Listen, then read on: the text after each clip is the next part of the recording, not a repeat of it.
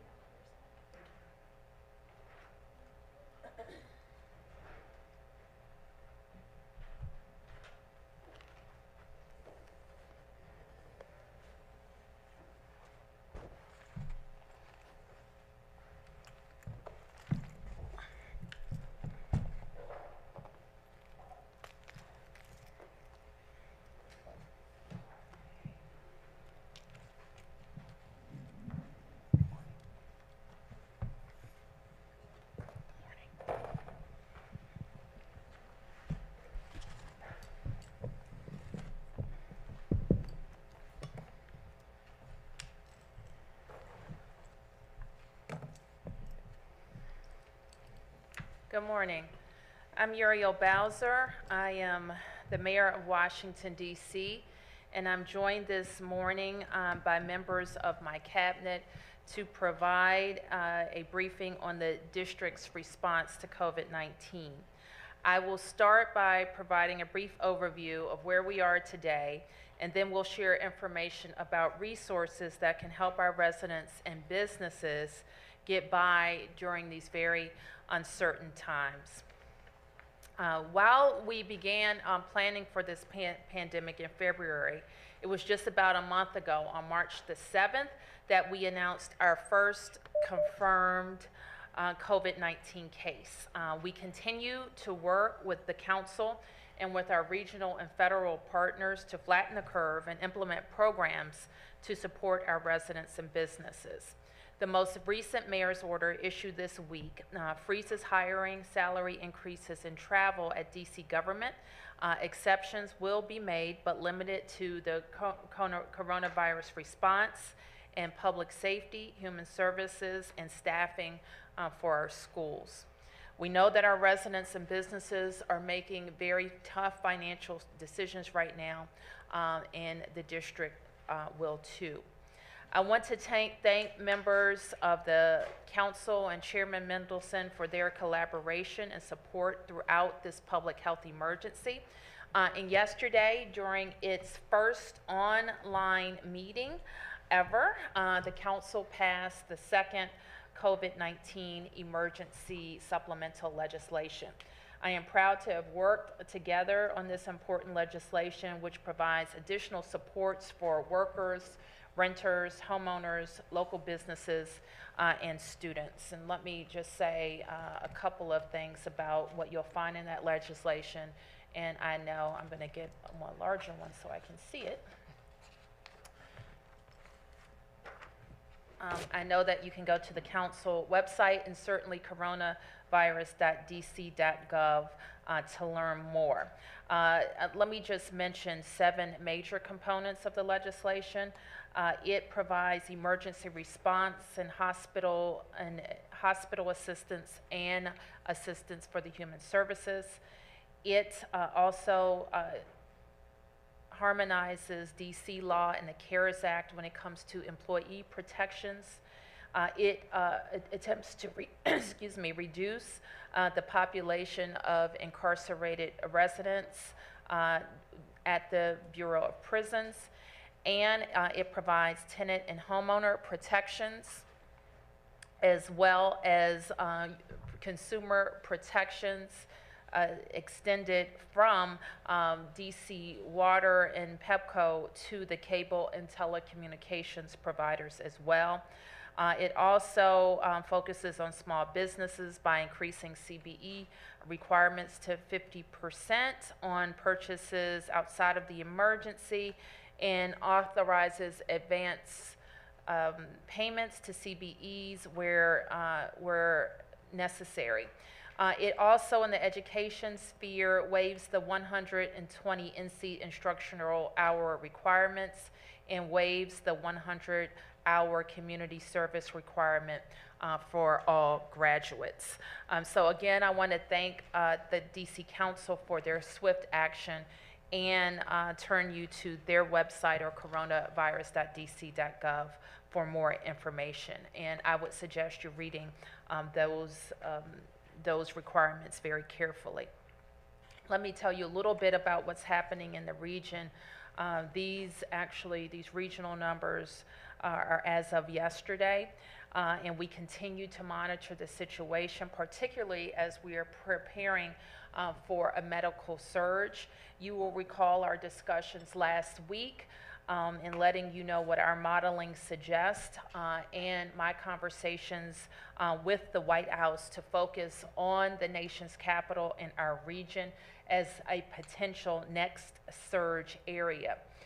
This morning, we reported 229 new cases of COVID-19 in the district, bringing our total to 1,440 cases. Tragically, we also lost 5 lives. To date, 27 residents have passed away due to COVID-19. This week, we also began releasing COVID-19 data broken down by race. And while we have a lot of unknowns, we will continue to monitor this information carefully. We know that across the country, African Americans disproportionately suffer from some of the underlying conditions that make COVID-19 so dangerous. And of course, it's not just about looking at the data after the fact. It's doing everything we can to keep people safe, save lives, and mitigate the spread of the virus. So as we share this data, we continue asking all of our residents to stay home when not engaged in essential activities, because we know that stops the spread of the virus and saves lives. Testing remains a critical part of our response to COVID-19, and on Friday, we launched the COVID-19 testing site at UMC, the United Medical Center located in Ward 8. And between Friday and Monday, 160 people were tested at the site. And I'm urging residents in the priority testing groups to call for an appointment if they are experiencing COVID-19 symptoms. Residents can call the hotline, and that number is 855-363-0333, 855-363-0333. In another number where your calls and questions can be answered in Spanish is 844-796-2797, 844-796-2797. As we continue testing more people, we are also continuing to build out our local stockpile of supplies, and we keep an updated public list for your review. But also, if you are a supplier of medical equipment or things that can be used in an emergency, continue to reach out to us at vendor.relations@dc.gov, vendor.relations@dc.gov. So now I wanted to ask my team so we can set aside some time today to talk about what DC residents and businesses are experiencing at home, and share with you all that we know of the resources available. And we also know that resources become available in different programs all the time. So we will keep that information up to date at coronavirus.dc.gov. We, of course, know that these are very trying times for most people, and even more so for those who are suddenly not receiving their paycheck, or for those who have lost their business and had to lay off their employees. So we are using all the resources and tools at our disposal to support our residents and small businesses, and we want to share that information with you. I'm going to go over some of our public benefits programs. Then I'll turn to Unique Morris Hughes, who is the director of the district's Department of Employment Services, and she's going to talk about unemployment insurance claims. And then I will turn to the Department of Small and Local Businesses in Sabangale, also from the Deputy Mayor from Economic Development's team, to learn more about our small business programs. And Christy Whitfield is the director of our Department of Small and Local Businesses. So we'll hear from members of our team. Dr. Nesbitt will join me in answering questions at the end. So let's start with talking about public benefits programs. Residents impacted by COVID-19 may be eligible for food, cash, or medical assistance from the DC Department of Human Services through the Supplemental Nutrition Assistance Program, also known as SNAP, or from the Temporary Assistance for Needy Families Program, also known as TANF, and from Medicaid or the Alliance programs. To make the application process for these programs easier, DHS launched a new online application at dhs.dc.gov. New and returning users can apply for one or more of these programs by clicking Apply for Benefits and filling out the combined application. Additionally, residents who recently lost their employer health coverage or are currently uninsured can enroll right now through the DC Health Link at dchealthlink.com. And that website will guide you to the right place. Additionally, completed applications can be submitted electronically, mailed, faxed, or dropped off at a DHS, Department of Human Services, Service Center. To help enforce social distancing, DHS service centers are open only for picking up and dropping off applications and documents. Residents who need assistance or want an application mailed to them can call DHS call center at 202-727-5355.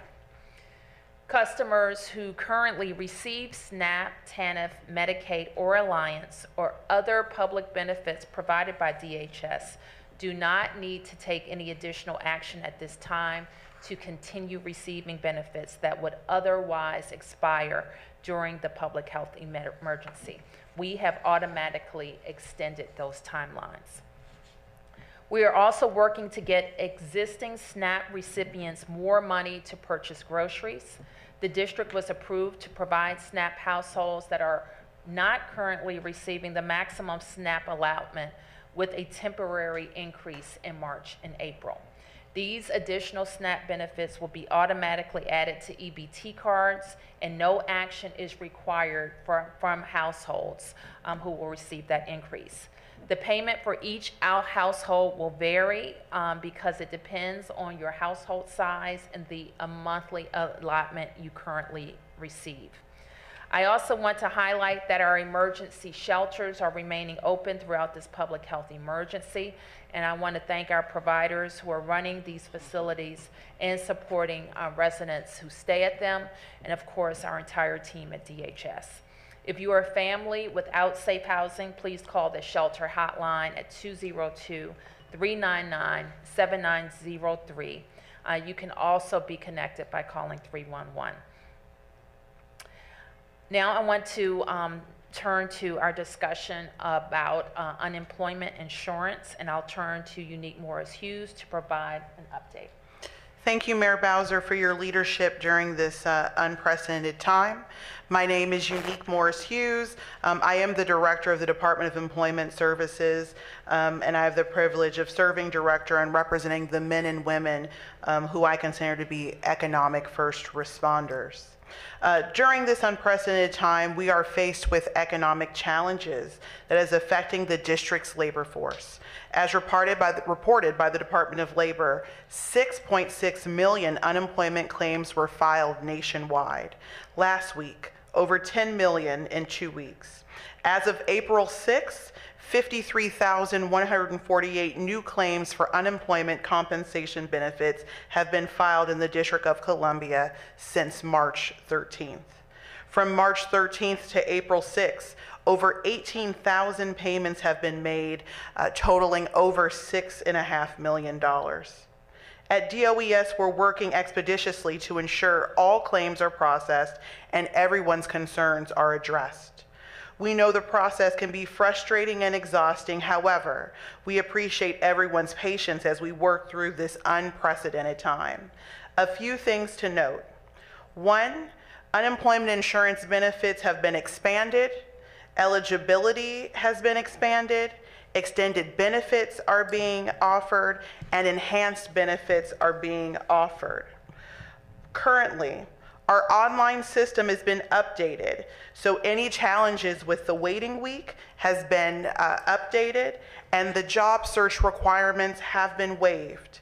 Claimants can visit the does.dc.gov website for more information on how to file for unemployment insurance benefits.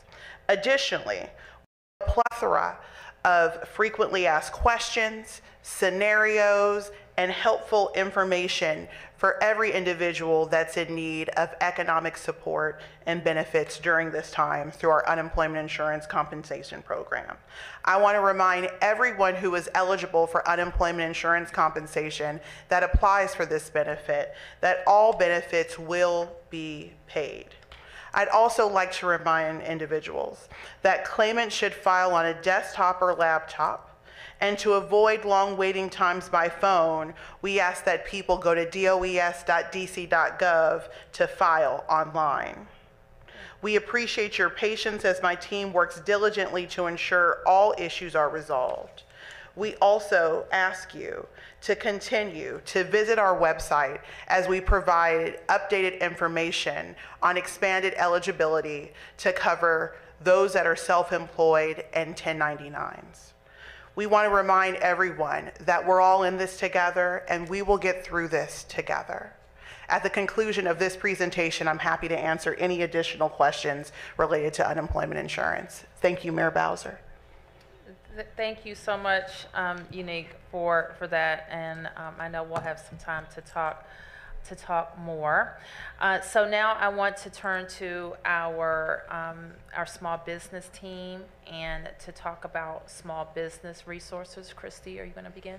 Yes. Okay, thank you, Mayor Bowser. Thank you, Mayor Bowser, for your strong leadership and as we chart these uncharted territories. My comments today will be on two fronts. We will be first talking about the federal resources and then about some local resources. You know, I also wanted to take a moment and thank DSLBD's dedicated team for the work that they're doing daily to put the district businesses first. On behalf of the Bowser administration, DSLBD is serving as the liaison with the Small Business Administration, and SBA has released some important existing resources for local businesses. And then in addition, we will be looking forward to some resources through the CARES Act that we expect to become available by April 15th. The DSLBD team has been working hard with our federal and local partners to inform and assist district residents as they apply for some emergency resources. Hopefully everyone has heard about the economic injury disaster loans and the emergency loan assistance. These are currently available at disasterrelief.sba.gov. These loans provide up to $2 million at 3.75 interest rates for 30 years fixed. There are no payments due for the first year, and these loans are available now and people can apply online. There's online help available through the SBA, and also DSLBD is available to help people apply for these loans. If you need help, you can call DSLBD 202-727-3900, and we can also help people walk through those loans. The Paycheck Protection Program was recently became available this week, and it is a great program that helps people keep employees on their payroll during these difficult times.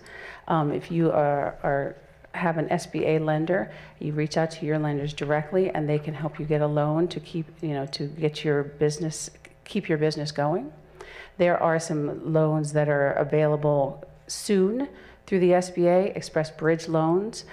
These loans are up to $25,000, and they will be available by the 15th. We'll have full information about how these loans will be available. And then there's some SBA debt relief for people that have current loans, and this will be, also we'll have more information about how those loans will be. Those were released through the CARES Act, and by the 15th, we'll have full information about how those loans will be able to be operated.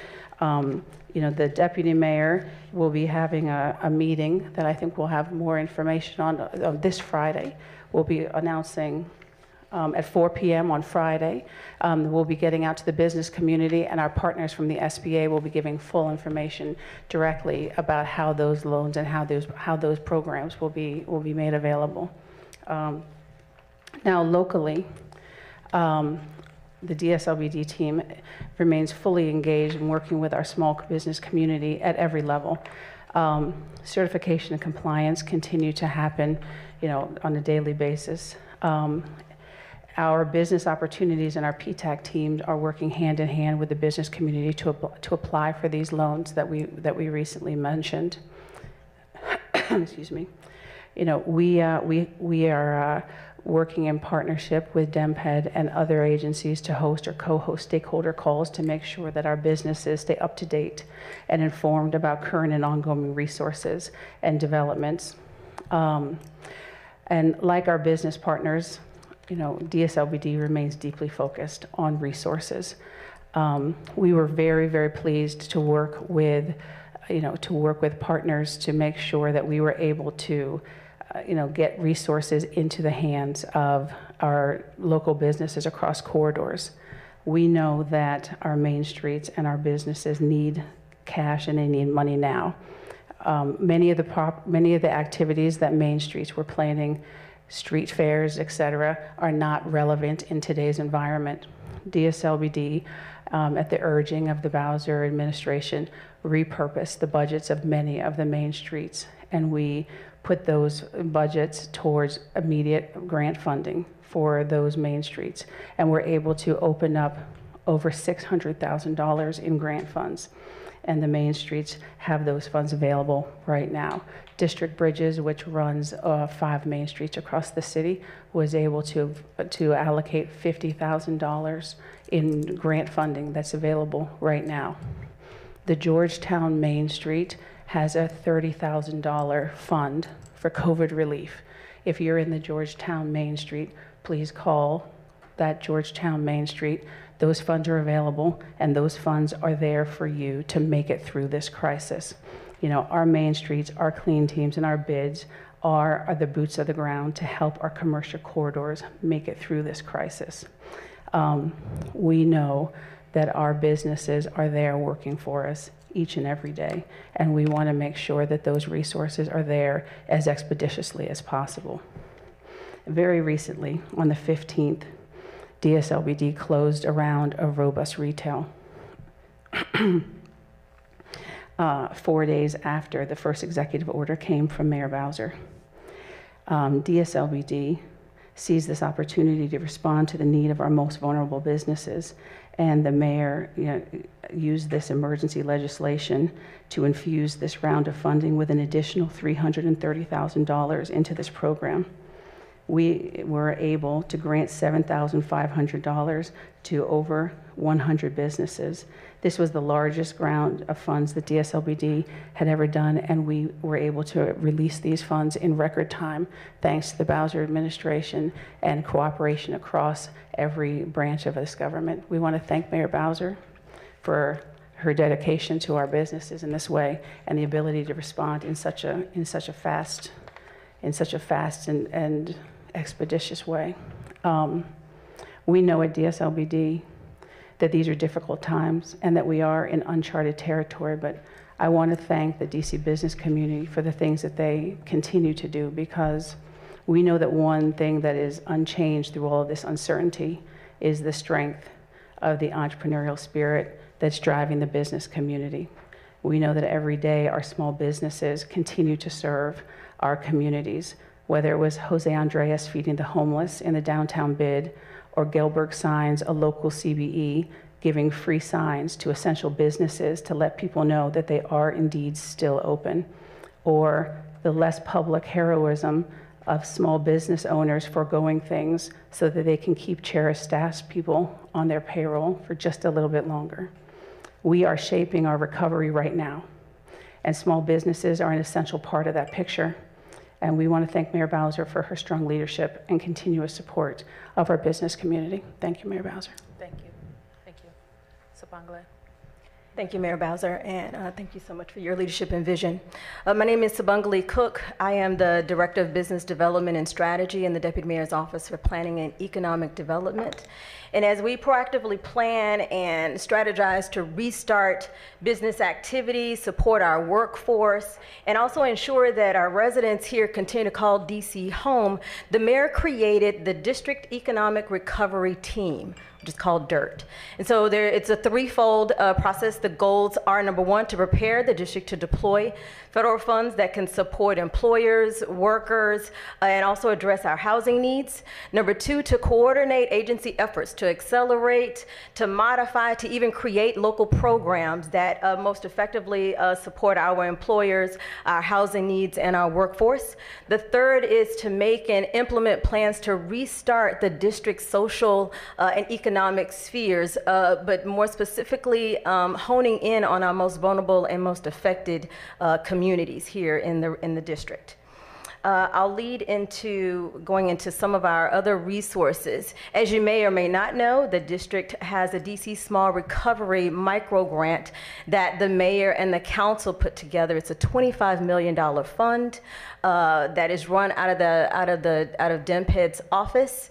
Eligible businesses, small businesses, nonprofits, self-employed, and contractors were all eligible. The amount of the award is up to $25,000. The application closed last week. We received more than 7,000 applications. An estimated 4,900 small businesses applied, roughly about 500 nonprofits applied, and an estimated 1,600 independent contractors and self-employed individuals applied. We expect to begin notifying notifications of awards throughout the month of April. I also wanted to kind of share a preview out of the Department of Housing and Community Development. They have developed a new $1.5 million program with a small amount from our CDBG, our Community Development Block Grant Fund, to also support small businesses in this time specific to Wards 7 and 8.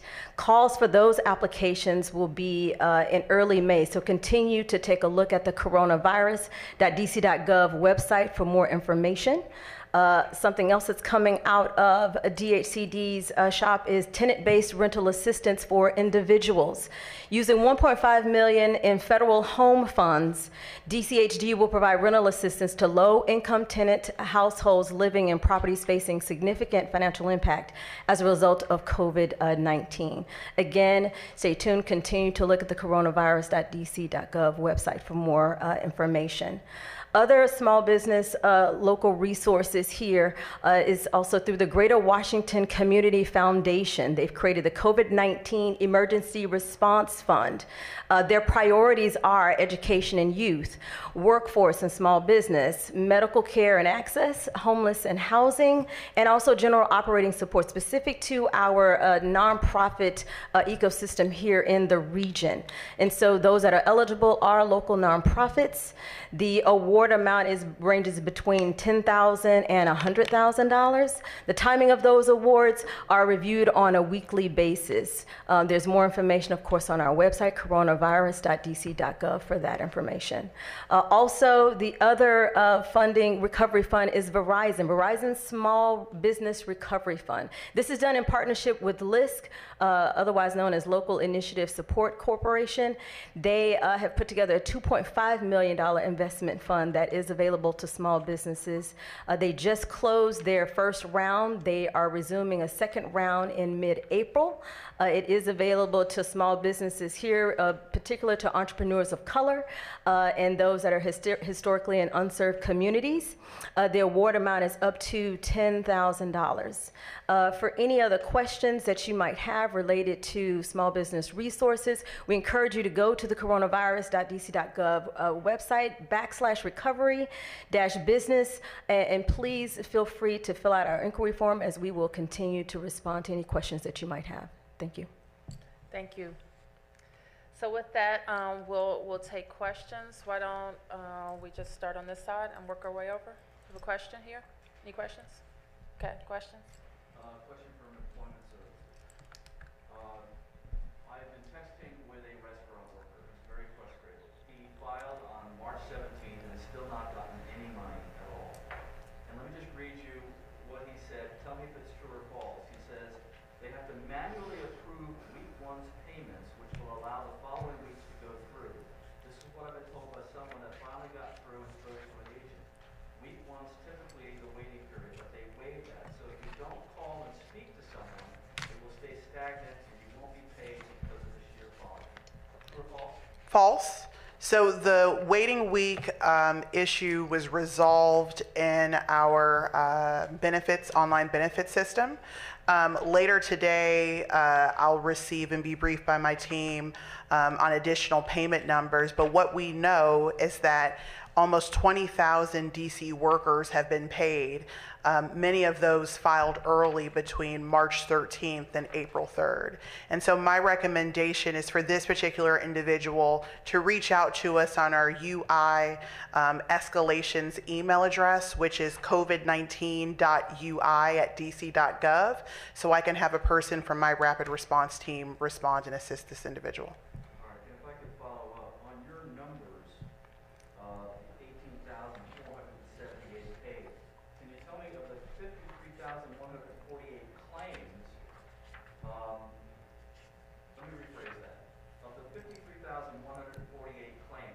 they all been approved?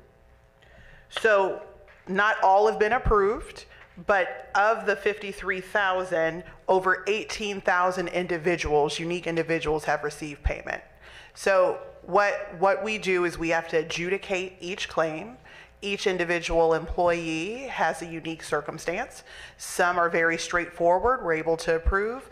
Others require follow-up. And so everyone will be touched and followed up, and all eligible benefit payments will be paid. And if I could also follow up on those 18,478, is that going in sequence of when you filed, or if you filed like yesterday, could you have gotten a payment?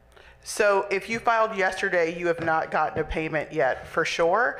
There is some sequencing to it, but there are some individuals who have less complicated work circumstances that may have applied after Friday, March 13th that may have been paid. It really is unique to each individual, and that's why we ask folks to reach out to us directly so we could help employees through their unique circumstances. Thank you. Questions? Mayor, I listened to a hearing yesterday in federal court, and Judge Pollard Brutelli, I think today, is selecting someone to go into the DC jail to determine basically the conditions there. Information was that basically the number of people testing positive has quadrupled in the jail in the last week. And my question is, they talked about things like basic soap is not available in some cases to the inmates. Since we've been talking about this, Mayor, has any of this changed? I mean, That is not our information, Sam, but we will welcome what the court has ordered and look forward to the inspector coming. And certainly, we remain concerned about the spread of the virus. I think you know that the census in the jail is significantly reduced since we started having these briefings, which we think will give more opportunities for distancing within the jail. So we look forward to welcoming any inspector that the courts appoint. so Mayor, have you talked to some of the folks over there? For example, we heard in the hearing yesterday that they were letting at some point 40 people out at once, and that's obviously a violation of your situation where you say maximum, I don't know what it is today, 10. Well, I guess it's stay home. Obviously, that's the situation. I'm not sure I follow your question. What I'm saying is basically we understood that, listening to the testimony, in some cases they were letting 40 people out at once, you know, when they, I guess, get into. You mean for recreation? Yes. Okay. Right.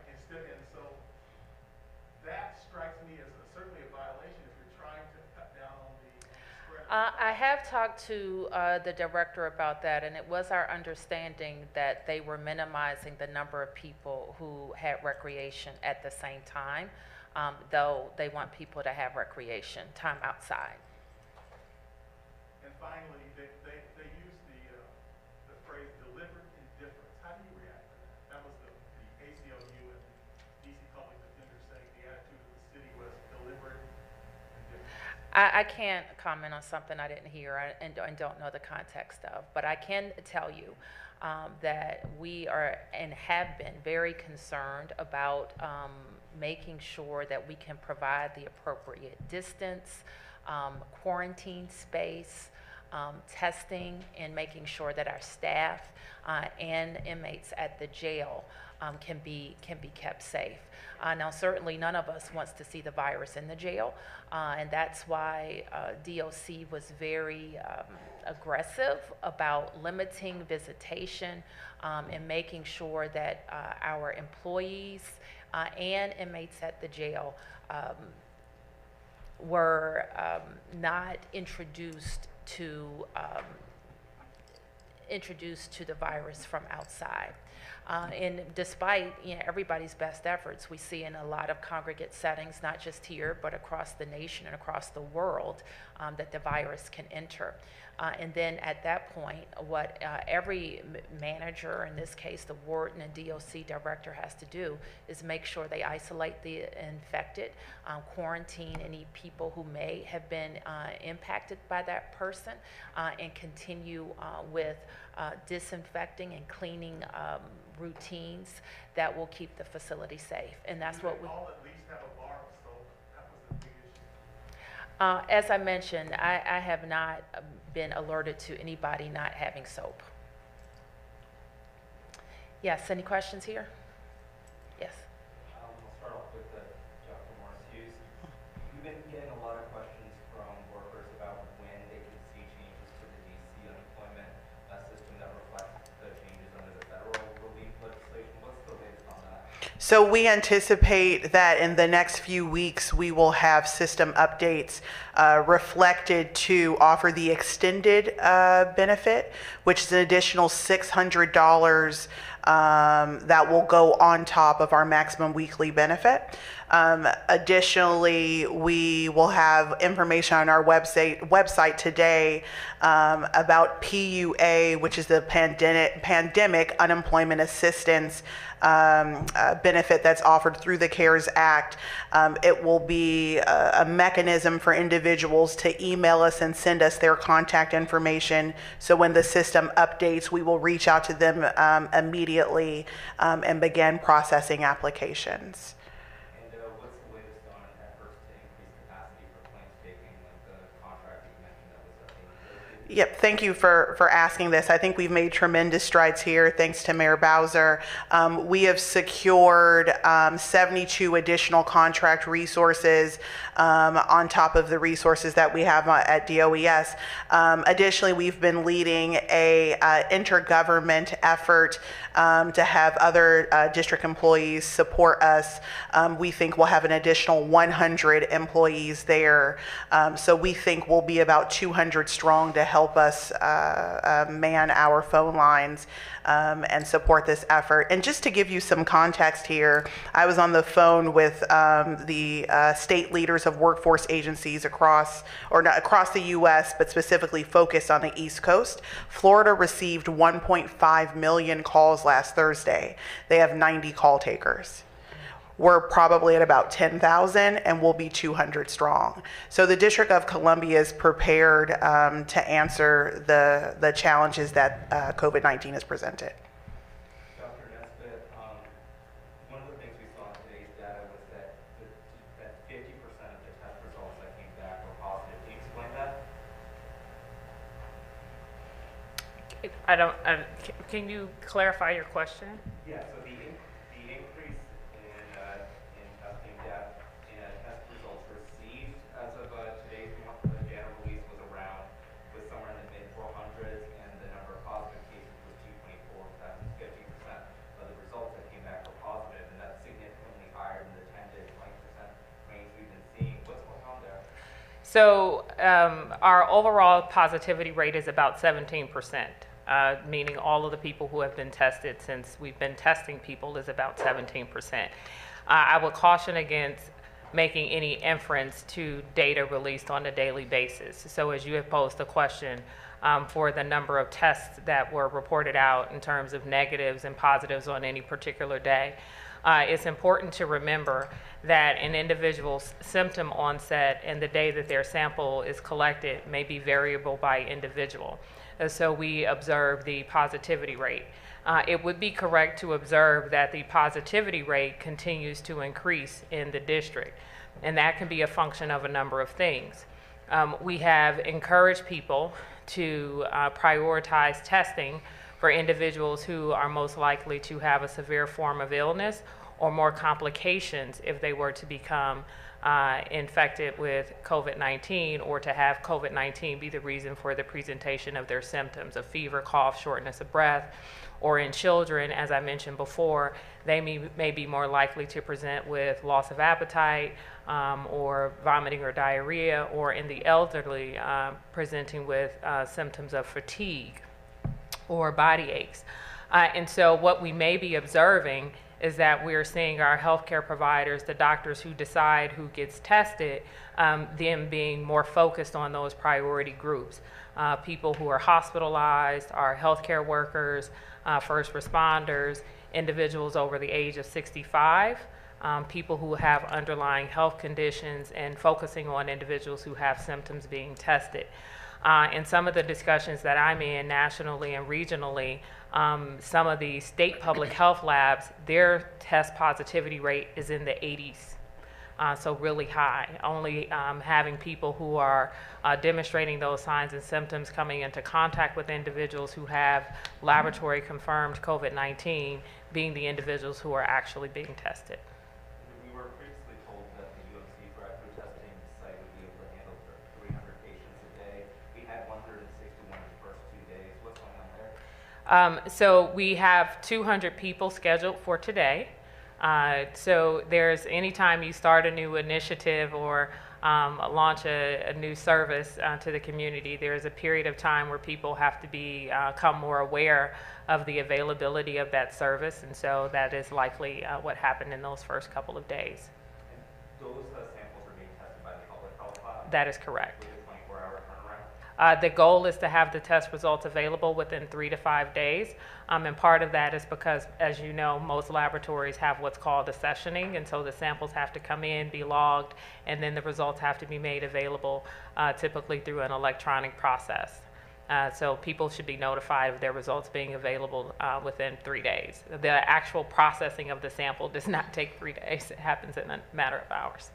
Mayor Bowser, can you update us on enforcement of the stay-at-home order? We started seeing Governor Hogan in Maryland releasing a number of people arrested, incident, and all that.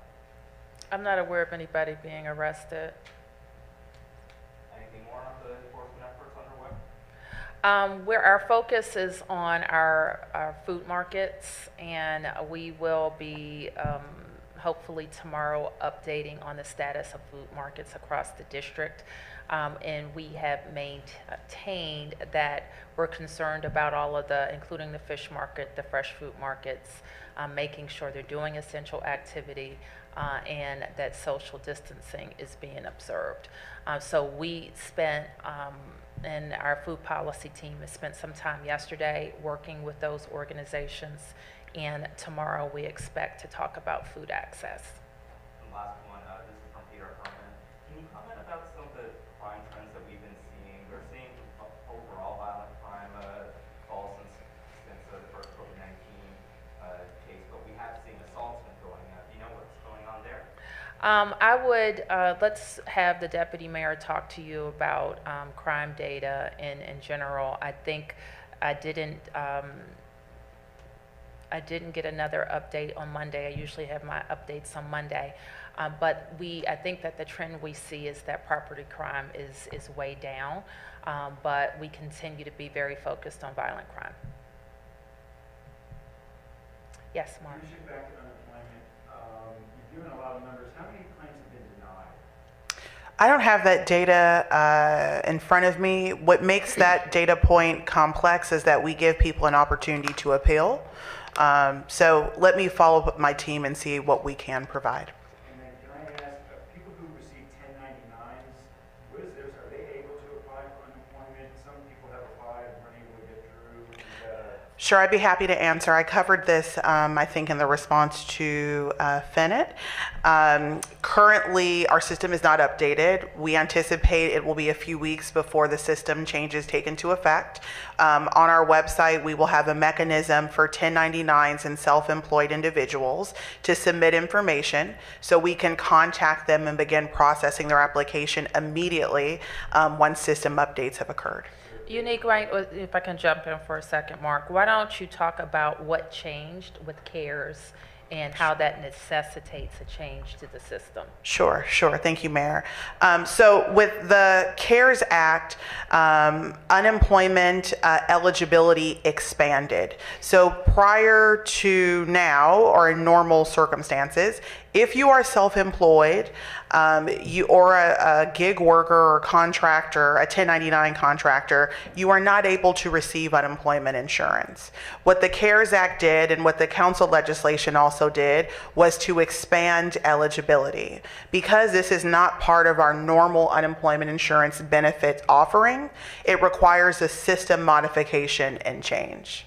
So that's why we have to modify the system, and that's what we're doing right now, is putting the infrastructure in place to accept a whole new population of individuals who are now eligible to receive the benefits. But when we started discussion about relief for individuals, we didn't know where those 1099 employees would fall. And the federal requirements have changed, which will allow them to claim unemployment.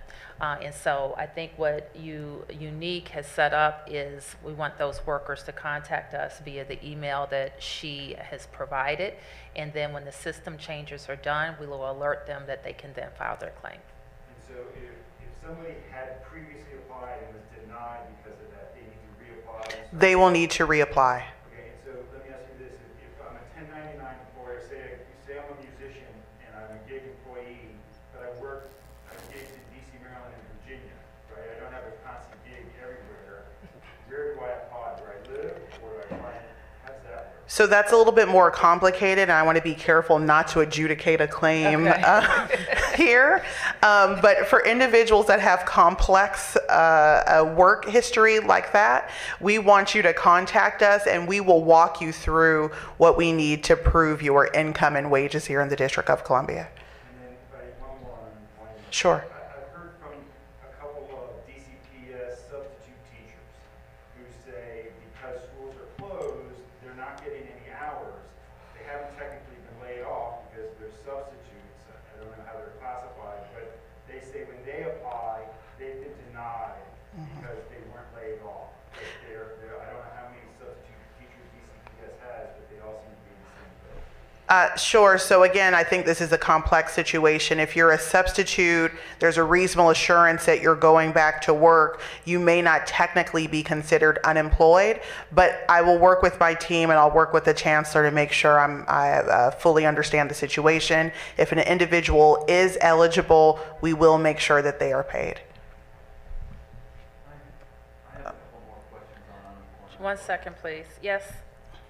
Mayor Bowser, as you probably heard, Los Angeles has instituted a face mask requirement, and they're looking at that in a different context in Montgomery County.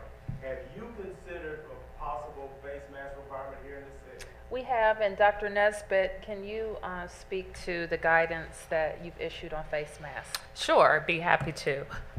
What has happened in some jurisdictions is that they have been using the CDC guidelines that came out last week, where their issuance of a requirement for face masks in public is not necessarily for a continuous use of a face mask in public, but where the social distancing adherence cannot be met. So what that means is that if you are out in public and you cannot safely maintain or continuously maintain 6 feet of distance between you and another individual, that it would be recommended that you wear a face mask, which is consistent with the CDC requirement. And it's not necessarily a face mask, but rather a face covering.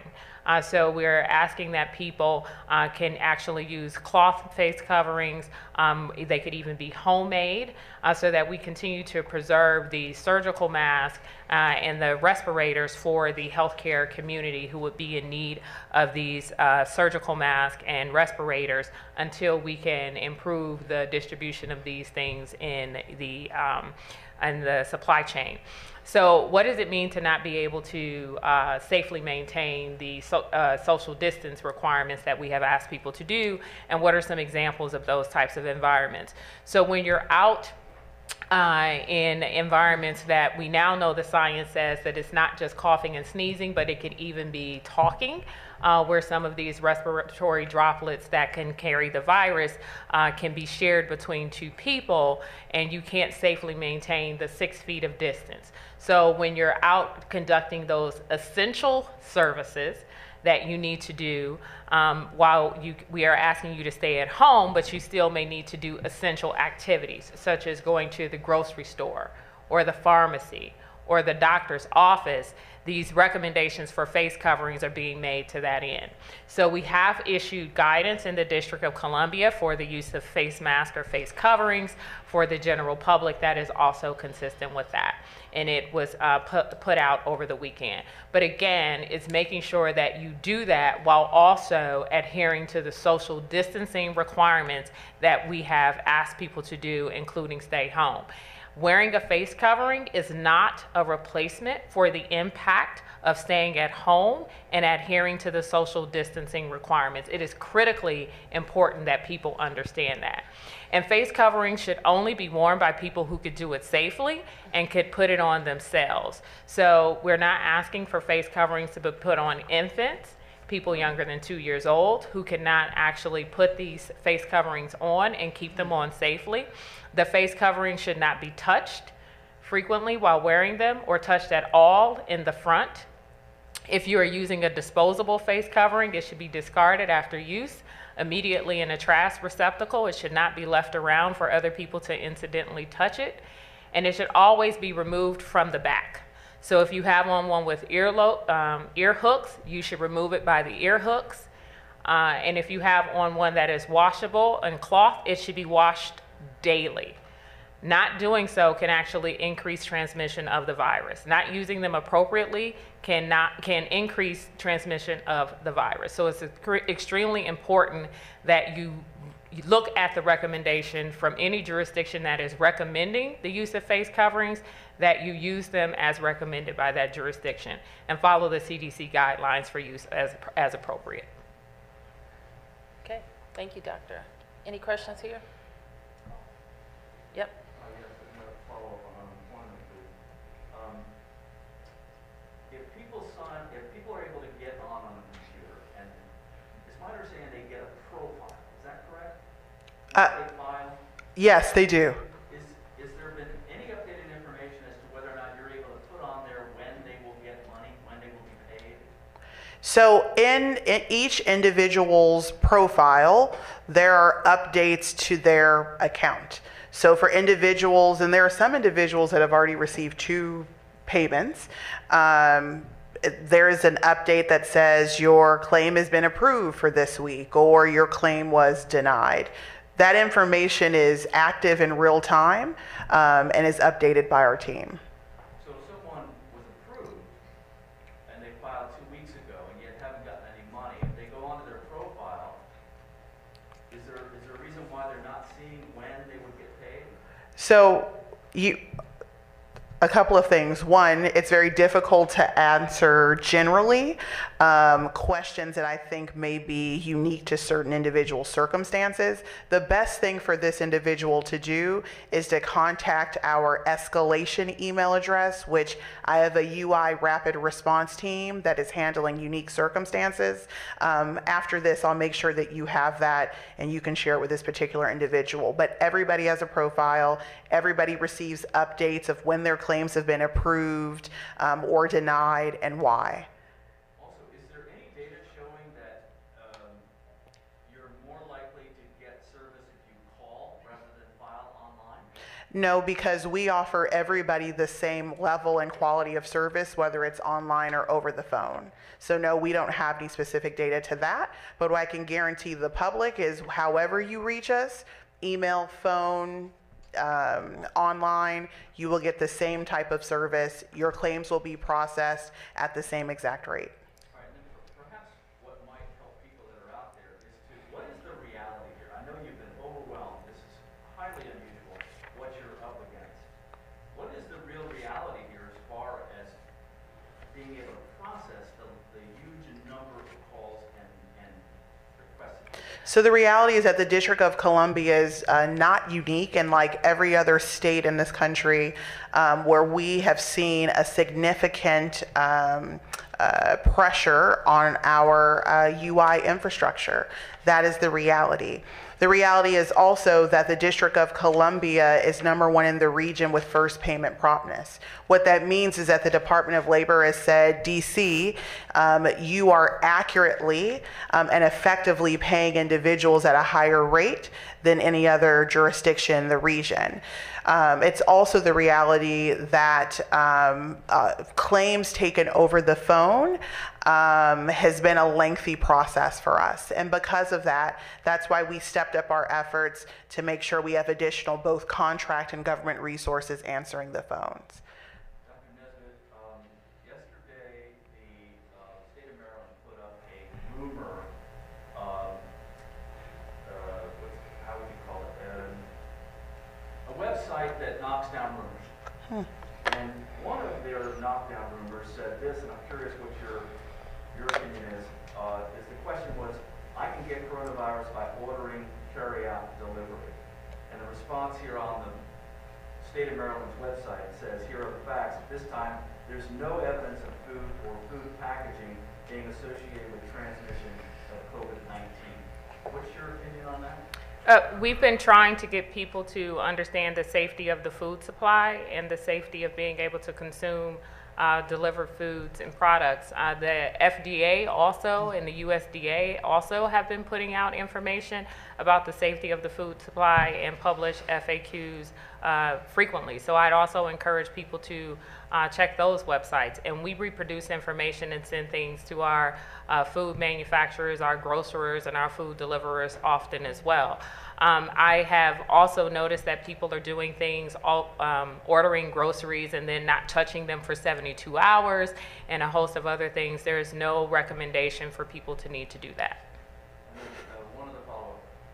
If you're wearing an N95 mask, are you protected against getting the virus? I would ask that the N95 mask be reserved for people who are likely to be performing what we call an aerosolized procedure, which tend to be our healthcare workers and possibly our first responders who may be performing or providing a nebulized treatment to someone who's in transport on an ambulance. So if you're not doing something like that, I would ask that you not purchase N95 masks or have access to them and save them from our healthcare providers. What we know now, and the evidence tells us that N95 respirators protect against the virus. And that's why we are recommending them for healthcare providers' use and those who are providing what we call aerosolized procedures that could cause the virus to be aerosolized and therefore transfer between individuals. So yes, they are considered best practice for use in a healthcare setting. Yes, Bennett. Dr. Nesbitt, what's the latest on hospitalization and COVID-19 patients? And can the district start providing daily hospitalization figures as Maryland and Virginia have done? So the answer to that is twofold. This is one of the complexities of being a jurisdiction where you have patients coming in from two places.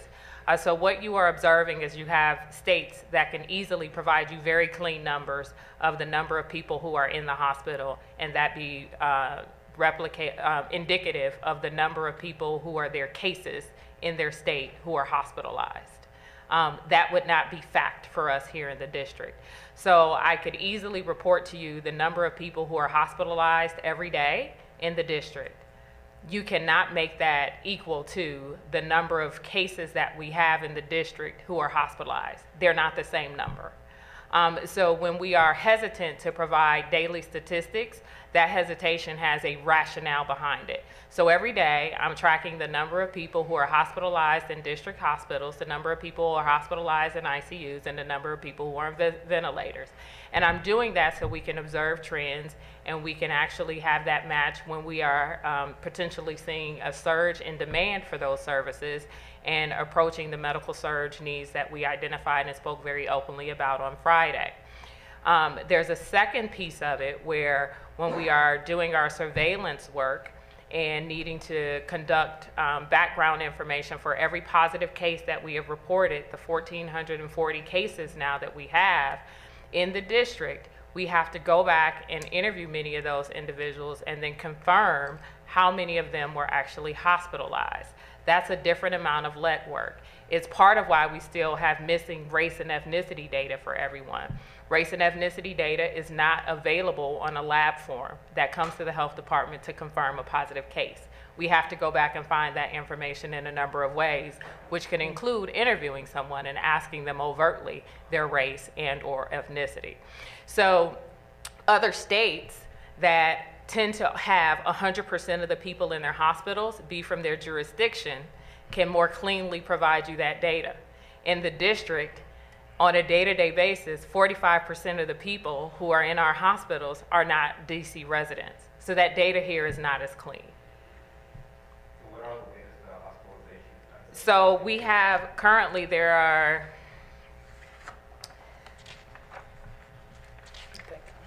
226 people hospitalized in the district. That includes residents who are, people who are not DC residents. Mayor Bowser, can you update us on what your office is doing to help undocumented immigrants and what your timeline is here for offering any sort of proposals or assistance measures? Well, we continue to look around the country to see the types of assistance that are being offered, especially private philanthropic help, and that's what we will continue to do. Yes. I guess I would like to ask Dr. Morris Hughes this question. If you have a picture of the situation, a couple of weeks, I guess last week, the city hired someone to go in and deep clean the second shelter. One of the contractors there said they advertised for, I guess, a couple dozen jobs, 200 people showed up. I think it's like there's a group of people out there who, you know, maybe they can't file, they don't have any kind of particular safety net. What's the picture for them? Say, he mentioned undocumented people. I think there are other folks that go to labor every day. Do you have a sense of that? So we're always in recovery mode, and there are a lot of opportunities for individuals to be employed and work, not just with the example that you've provided, but there now also seems to be a lot of at-home work opportunities available. At dcnetworks.org, if an employer has an opportunity in person, safely in person, or online, they can register and post the job opening that they have there. And every single person who files for unemployment insurance and any of our workforce programs at DOES can search the job postings. And it's a great way to make a connection with those who are actively looking for employment right now for whatever reason, and employers that are seeking talent. But do you have a sense of how many people are out there who just don't, let's say marginalized people who don't have? So we don't have that data. My guess is that as the next several weeks go on, all of the jurisdictions are going to be looking at the labor workforce number and trying to observe trends and understand how many individuals are truly searching for employment right now. I don't have that data in front of me. Okay, last two. Yes. Just so a quick unemployment follow-up. So just generally, if people have applied and been approved and are still waiting, when will those checks? So generally it takes us 21 days, but we've been able to process payments roughly around 14 days. And so I've already reported about 18,000 or over 18,000 individuals have received payment. So I ask folks to be patient, to check their email, to check their portal. It may be a unique circumstance where they have to provide additional information or follow-up is required. Everybody who is eligible for unemployment insurance benefits will be paid. Muriel Bowser, could you talk again just a little bit to small businesses and just kind of sum up if you can, and speak to these small businesses who are freaking out, wondering if they're going to be able to ever reopen again, not just if they're going to survive, financially this crisis, and what help is available to them? Well, thank you. So we organized this time this morning to spend talking about all the programs that we've made available locally, including the new one, the micro grant program, where we've identified $25 million worth of assistance. Those more than 7,000 applications are being processed, and we will be making grants throughout the month of April. We also talked about just finding different programs that already exist, like our retail program and funds from CDBG, and various things that the district offers to try to push more dollars out to our small businesses. Clearly, we know if our small businesses can make it and come back, then our workers can come back. all of our workers can come back, and that's hugely important. We started this conversation, however, Mark, when the SBA application became available, when I think we were the first jurisdiction to be approved for the major disaster declaration in SBA terms, and people started applying there. We know that it's morphed into this Paycheck Protection Act, Paycheck Protection Plan. I know it was 3 Ps. And I know there's some frustration with that federal program as well because it's new, represents billions of dollars, and it's going through banks. So I would continue to urge our businesses to find out everything that they can and apply for those resources because those are forgivable loans that will allow you to keep people on your payroll, pay your mortgage, pay your rent, and get back to business faster when we're able to open up again. So I would stay very, very focused on learning about every program and service that you can. Take advantage of them as well. And more than that, I would continue to urge not only our businesses, but our residents to reach out to your creditors and your landlords. There has been protections put in place in the council's bill, but that should not stop you from reaching out to your mortgage companies to make sure that you are doing everything that you're supposed to do to qualify for a deferral.